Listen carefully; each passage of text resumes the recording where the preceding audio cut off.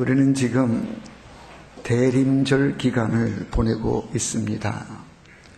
오늘이 대림절 세 번째 주일인데 대림절의 주제는 기다림입니다. 빅토르 프랭클이라고 하는 정신분석학자가 있는데 이분이 사람은 무엇으로 사는가라고 하는 책을 썼습니다. 이분이 본래 유대인 의사로 나치 수용소에 수용된 적이 있었던 그런 경험을 들어서 이제 책에 사람은 무엇으로 사는지에 관해서 서술을 했는데, 독일이 패전 분위기가 무르익었을 때에 1944년 겨울 아우슈비츠 수용소인데 많은 사람들이 소망하기를 이번 성탄절만큼은 가족들과 함께 지내리라 그렇게 굳게 믿었는데, 그런데 그 해에 아무런 소식이 없이 넘어가게 되자 많은 사람들이 그 해에 목숨을 잃었다는 겁니다. 그 가운데에 살아남은 사람들이 있었는데 어떤 사람들이 살아남게 됐는가? 마음에 분명한 희망을 가진 사람들, 분명한 기다림이 있는 사람들은 살아남게 되었는데 좌절과 절망 가운데 빠져있던 사람들은 다 목숨을 잃고 말더라는 겁니다. 그래서 이 프랭클이 말합니다.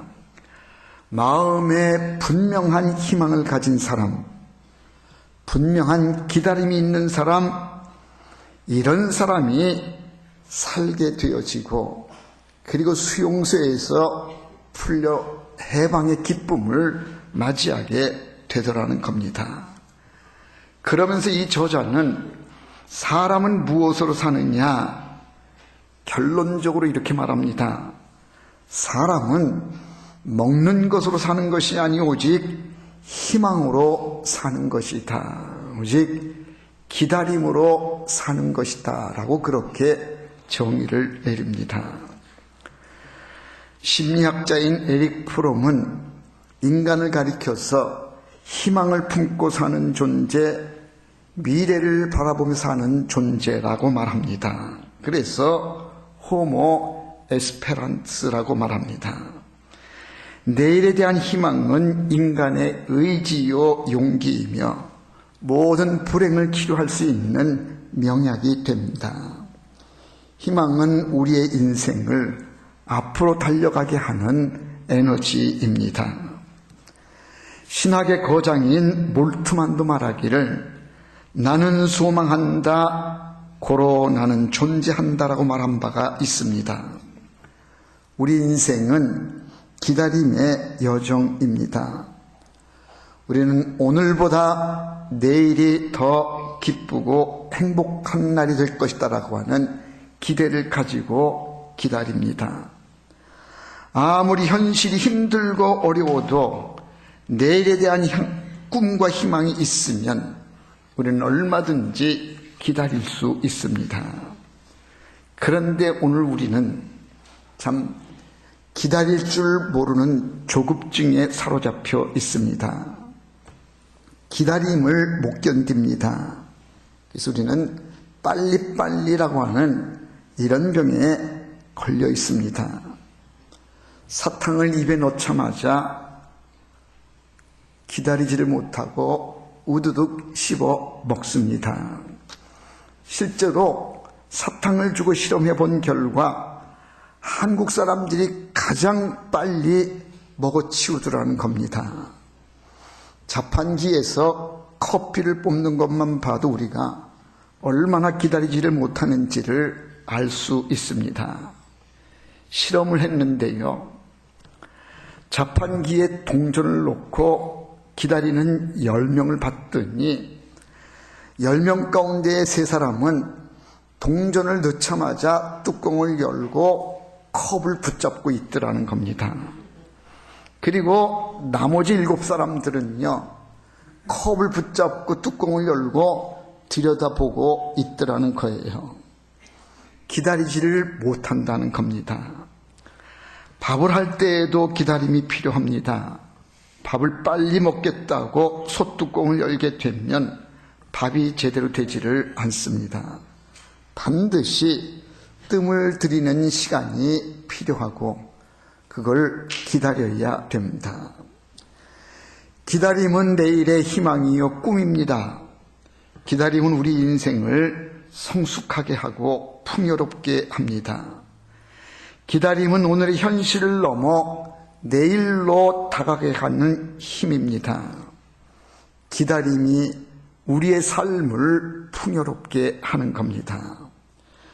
오늘 본문에는 일생 동안 희망을 품고 살은 한 사람을 소개합니다. 그 이름은 시므온입니다. 시므온이라고 하는 이름의 뜻은 하나님께서 들으셨다라고 하는 그런 뜻입니다.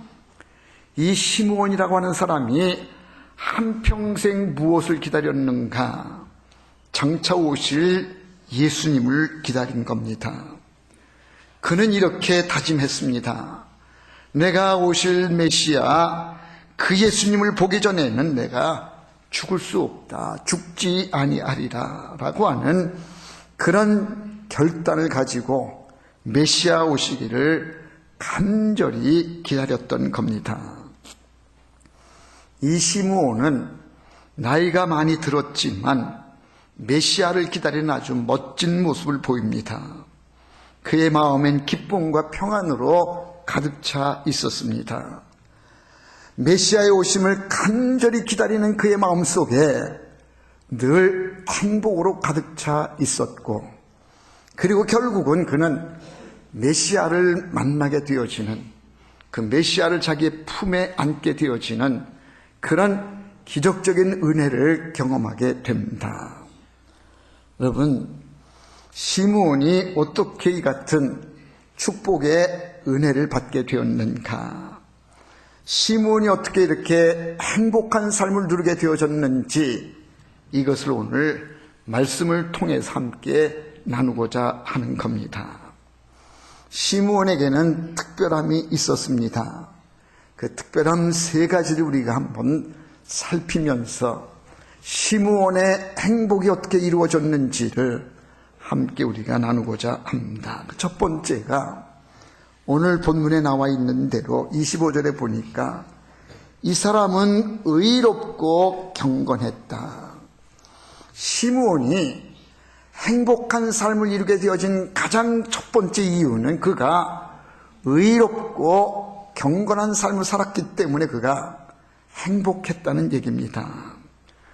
의롭다는 얘기는요, 하나님과의 관계가 온전케 되어지는 것을 말해서 의롭다라고 말합니다.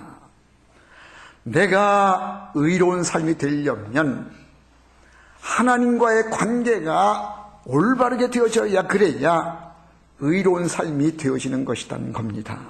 그러니까 다시 말해서 하나님께로부터 내 삶이 인정을 받아줘야, 그래야 의로운 자가 되어지는 것인데, 시므온은 하나님께로부터 인정을 받아서 의롭다라고 인정이 되었다는 겁니다.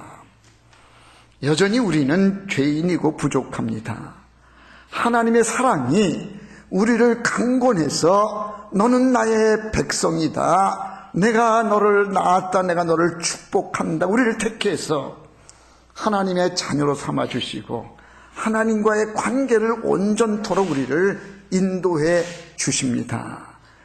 여전히 우리는 부족하고 죄악 가운데 있지만 하나님이 우리를 택해서 너는 내 백성이다, 의롭다라고 인정을 해 주시는 것, 하나님 앞에 우리의 믿음을 보이고 하나님 앞에 우리가 온전한 삶을 살게 되어지면 하나님은 우리의 삶을 보시고 우리의 마음의 중심을 보시고 아직은 부족하고 죄악 가운데 있지만 너는 의롭다라고 인정을 해주시는 것.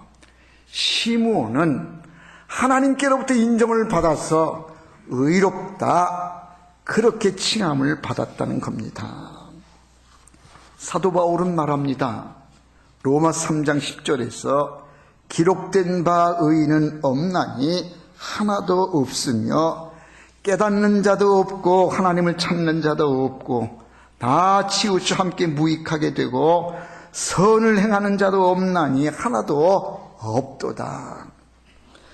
기록된 바 의인은 없다라고 말씀하십니다. 그래요, 의인은 없는데 하나님이 우리를 강권해서 의롭다라고 인정해 주시는, 하나님 앞에 우리의 관계가 바르게 될 때에 의롭다라고 인정을 받는 것인데, 시므온은 하나님께 그렇게 의롭다라고 인정을 받았다는 겁니다.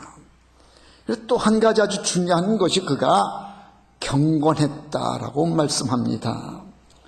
경건이라고 하는 것은 하나님 앞에서의 사는 삶을 두고 말하는 것인데, 하나님 앞에서의 사는 삶이 깨끗하고 정결할 때에 그를 가리켜서 경건한 사람이다, 경건하게 산다, 그렇게 말하는 것인데, 시므온은 하나님과의 관계가 온전케 되어서 의로운 사람이라고 인정을 받았고, 뿐만 아니라 의로운 자로서의 삶을 사는데 하나님 앞에 깨끗한 삶으로 정결한 삶을 살아서 그는 경건했노라고 성경은 그를 그렇게 소개하고 있습니다. 시므온은 의로운 사람이었고 경건했습니다. 의롭고 경건한 가운데에 주의 오심을 사모하며 기다리는 시므온. 그래서 시므온은 행복한 삶을 누릴 수가 있었다는 겁니다. 시므온의 행복은 첫 번째가 의롭고 경건했기 때문이었다. 두 번째 이유를 본문은 말합니다. 위로의 주를 기다렸다라고 말씀합니다. 시므온은 이스라엘의 위로를 기다리는 자라고 말씀합니다. 당시 이스라엘은 로마의 식민 치하에 있었습니다. 당시의 로마 황제는 신과 같은 존재로 모든 식민지의 백성들은 로마의 황제를 신으로 섬겨야만 했습니다. 하나님을 믿는 믿음의 사람들에게는 도저히 받아들일 수 없는 황제를 섬겨야 되는 이런 속에 경건한 믿음의 사람들은 핍박을 받고 고통을 겪어야만 했습니다. 경건한 사람들, 하나님만이 우리의 참된 신이라고 하나님을 섬기는 백성들에게 로마 황제를 섬기라고 하는 강요는 견딜 수 없는 고통인데, 그래서 그들에게 가장 필요한 것이 뭔가 하나님의 위로가 필요했다는 겁니다. 하나님은 그같이 핍박과 시련 속에 있을 때에도 끝까지 하나님 바라보며 믿음을 지키는 사람들에게는 하나님은 위로해 주시고 하늘에 복을 내려주신다. 하나님만을 바라봐야 된다. 하늘의 위로가 절실히 필요했던 때가 바로 당시였었고, 시므온은 이스라엘 백성들에게 가장 요구되는 것이 하나님의 위로가 필요했다는 겁니다. 그래서 그는 이스라엘의 위로자를 기다렸다는 얘기입니다. 이사야 49장 13절에 보면 하늘이여 노래하라, 땅이여 기뻐하라, 산들이여 즐거이 노래하라. 여호와께서 그의 백성을 위로하셨은즉 그의 고난당한 자를 긍휼히 여기실 것입니다. 하나님이 위로해 주시니 하늘이여 노래하라, 땅이여 기뻐하라고 이 이사야 선지자는 그렇게 말씀하고 있습니다. 세상의 어떤 위로가 우리를 힘주시는 위로가 되는 것이 아니라 참된 위로자는 하나님이신데 그 하나님이 우리를 위로해 주시니 하늘이여 노래하라, 땅들이여 기뻐하라라고 이 선지자는 우리에게 그렇게 말씀해 주고 있습니다. 하나님만이 고난당한 자의 참된 위로가 되십니다. 시편 23편은 우리가 너무도 잘 아는 귀한 말씀인데, 하나님이 나와 함께 하실 때에 얼마나 좋은 일이 있는가, 이 시편 1절은 이렇게 말합니다. 23편 1절은 이렇게 말합니다. 여호와는 나의 목자시니 내가 부족함이 없으리로다. 그래, 우리의 삶에는 부족함이 많은 것인데 여호와가 나의 목자가 되셨을 때에 그 부족함이 다 사라지게 되어진다는 겁니다. 아무리 부족함이 많아도 물을 바다가 덮이는 것처럼 하나님이 우리를 덮어주시기에 우리의 부족함이 다 사라지게 되어지고 우리에게는 풍성함만이 있게 되어진다. 부족함이 없게 된다는 거예요. 시편 기자 이 다윗은 부귀영화를 다 누려봤던 사람인데 세상 부귀영화를 다 누렸어도 늘 부족함이 있었었는데 언제 부족함이 없었느냐? 여호와가 나의 목자가 되셨을 때에 그때에 부족함이 없게 되었다라고 말합니다. 그 부족함이 없는 것을 23편 2절은 이렇게 말합니다. 그가 나를 푸른 초장에 누이시며, 푸른 초장이라고 말합니다. 푸른 초장이라고 해서 여러분 골프장을 연상해서는 안 됩니다. 골프장이 아니요, 쉴만한 물가를 말하는데 하나님이 우리 양떼들을 축복해 주시기에 쉴만한 물가로 인도해 주시고 푸른 초장으로 인도해 주셔서 부족함이 없게 해 주신다는 겁니다. 하나님만이 우리의 부족함을 채워주시고 하나님만이 우리를 위로해 주실 수 있는 분이시다. 이 시므온은 하나님만이 우리의 위로자가 되십니다. 그래서 이스라엘 백성들에게 가장 필요한 것이 위로인데 위로의 주님이 오셔서 이 백성들을 위로해 주옵소서 위로의 주를 간절히 기다렸다는 겁니다. 우리들이 환난 중에도 찬송할 수 있는 이유는 위로의 하나님이 우리와 함께 하시기 때문에 그렇습니다. 내가 감당하기 힘든 어려움 가운데 있다고 해도 내 곁에 위로자가 있다고 하면 우리는 넉넉히 이길 수가 있는 것인데 하나님이 늘 이렇게 말씀해 주시기를 내가 너와 함께한다. 내가 세상을 잊지 않았느냐? 내가 너희들을 위로해 주지 않느냐? 내가 너희와 함께한다. 주님이 그렇게 말씀해 주시니 우리는 환난과 고난 가운데에서도 그 하나님 바라보면서 위로를 받는 것이 아니냐는 겁니다. 시므온은 당시 시대가 하나님의 위로가 절실히 필요한 때인데 위로의 주님이여 오시옵소서 위로의 주를 간절히 기다리는 가운데에 그가 복된 역사를 이루게 되었다는 겁니다. 위로의 주님이 곧 오십니다. 지금 아무리 힘들고 어려워도 그 위로의 주님이 오시기만 하면 우리의 모든 고통은 사라지게 되어지고 우리의 부족함은 그분이 채워주실 것입니다. 그 간절한 기다림으로 주의 위로를 기다렸다. 그것이 시므온을 행복하게 했던 겁니다. 세 번째 이유가 있습니다. 시므온이 행복하게 되어진 데에는 성령이 충만했기 때문이다. 오늘 본문 25절 말씀에 보면 성령이 그 위에 계시더라 그렇게 말씀하고 있고요.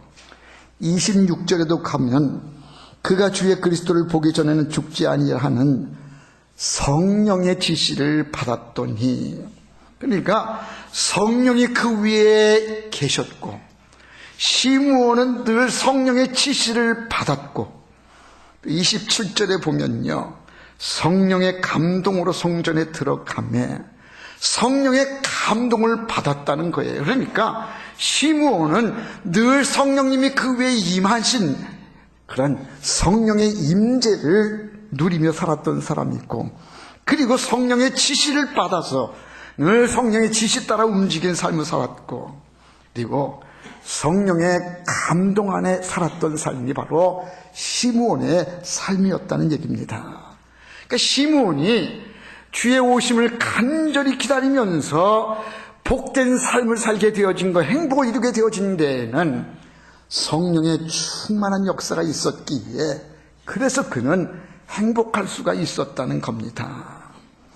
나이가 많이 들었는데도 불구하고 시므온은 세상 모든 것들을 다 뒤로 하고 오직 성령의 충만함을 입어서 성령의 지시를 받는 삶을 살고 성령의 감동 따라 살아가는 이런 삶을 살아서 그가 행복을 이루었다는 얘기입니다. 대부분 사람들이 나이가 들게 되면 세 가지가 많아진다 그럽니다. 첫 번째로 많아지는 게 뭔가 하면 염려와 근심이 많아진다 그래요.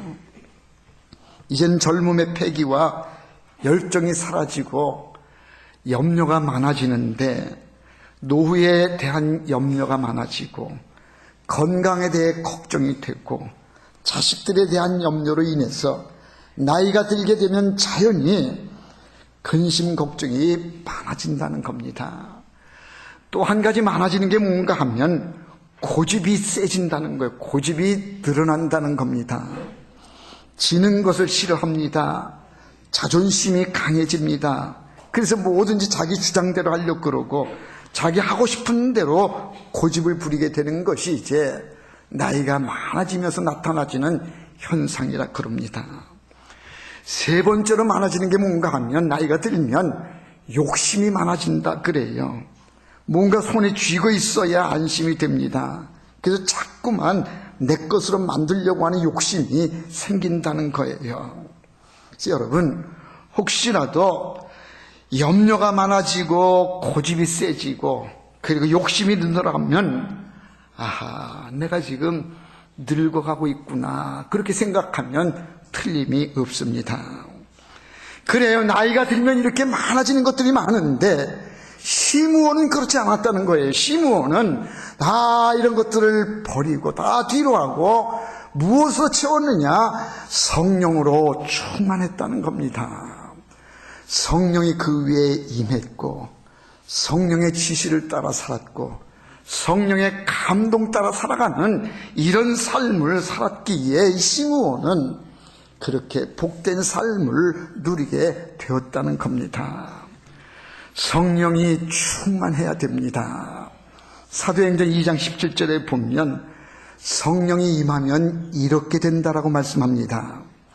하나님이 말씀하시기를 말세에 내가 내 영을 모든 육체에 부어주리니 너희의 자녀들은 예언할 것이요 너희의 젊은이들은 환상을 보고 너희의 늙은이들은 꿈을 꾸리라. 성령이 충만하게 되어지면 그러면 자녀들은 예언을 하게 될 것이고 젊은 사람들은 환상을 보게 될 것이고 나이가 든 사람들은 꿈을 꾸게 될 것이다. 성령이 충만해야 된다라고 성경은 우리에게 그렇게 말씀해 주고 있습니다. 여러분 성령으로 충만해야 됩니다. 내가 지금 성령으로 충만한지 안 한지 어떻게 할 수 있는가?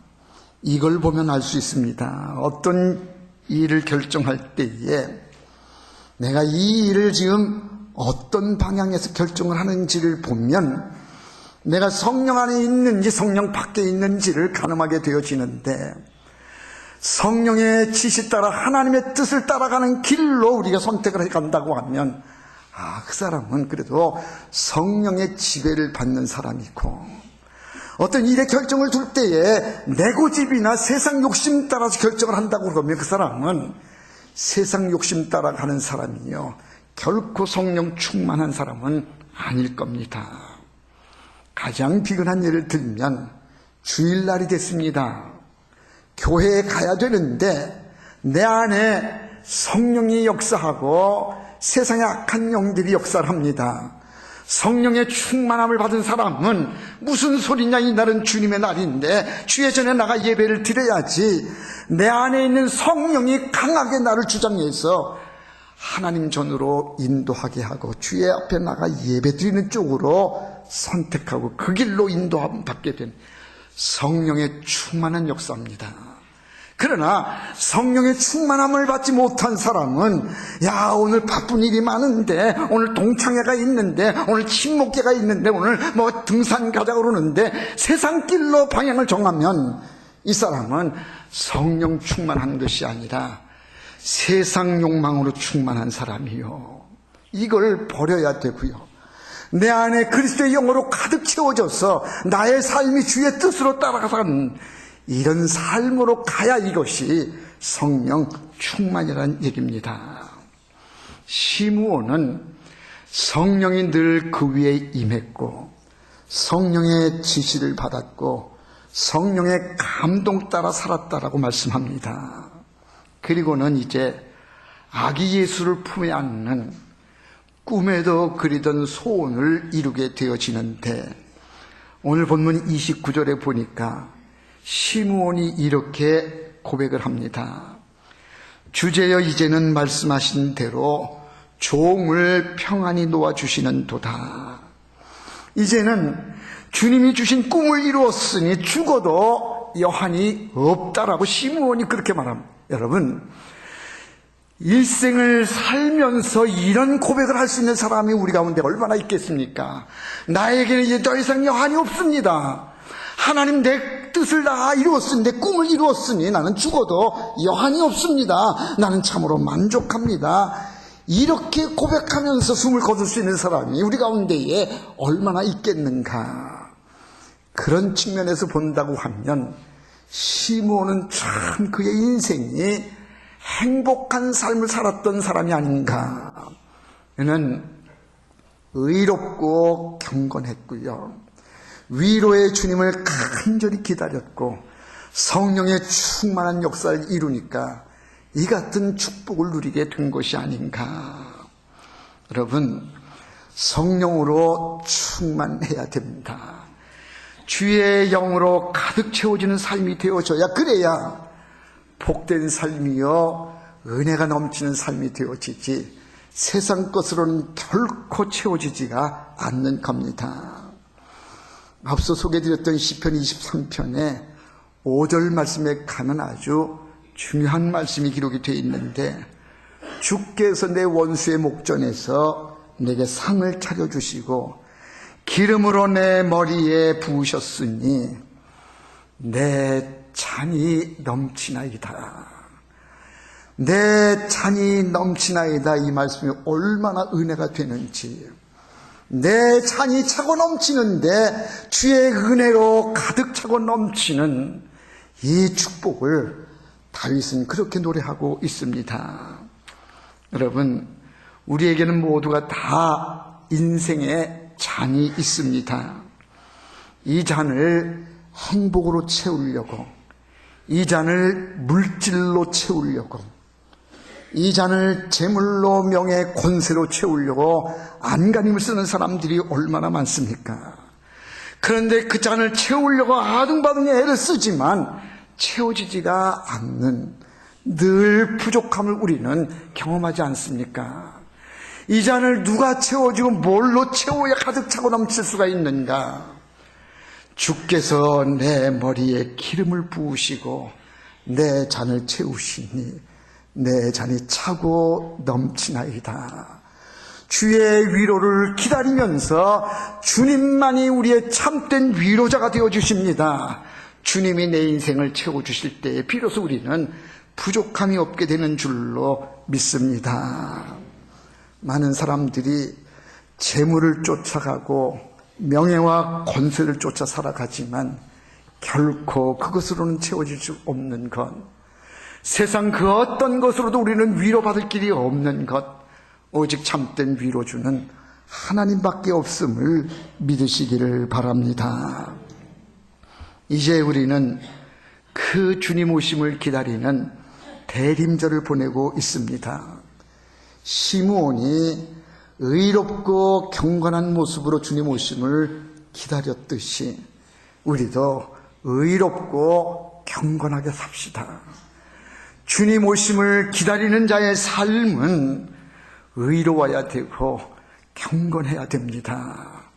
시므온이 위로의 주를 간절히 기다렸던 것처럼 우리도 이제 위로의 주님 오심을 사모하면서 주님만이 우리의 참된 위로의 주가 되십니다. 세상의 그 어떤 것으로도 우리는 위로받을 길이 없고 우리의 부족함을 채울 수가 없습니다. 오직 주님만이 우리의 위로의 주가 되십니다. 그 주님을 간절한 마음으로 기다리고 성령 충만의 삶을 사는 겁니다. 세상 욕심들을 다 비워내고 그리스도의 영으로 가득 채워서 주님이 내 인생을 인도해 주시고 주님 안에 우리의 감동감하면서 성령 충만의 삶을 살 때에 우리의 삶이 더욱더 복이 되어지고 행복하게 될 줄로 믿습니다. 시므온이 대림절 주님을 간절히 기다렸던 것처럼 사모하는 마음으로 의롭고 경건함으로 주님 오심을 잘 준비해서 참된 위로와 평강이 넘치는 성탄의 기쁨이 있기를 주의 이름으로 축원합니다. 기도합시다.